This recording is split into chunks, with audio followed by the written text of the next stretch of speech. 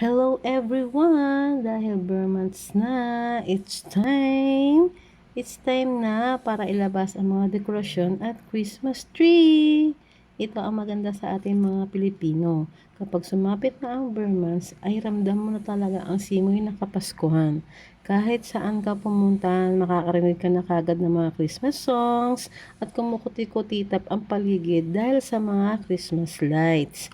Excited na ang mga tao, lalo na ang mga bata, bumili ng mga pangregalo at pamasko.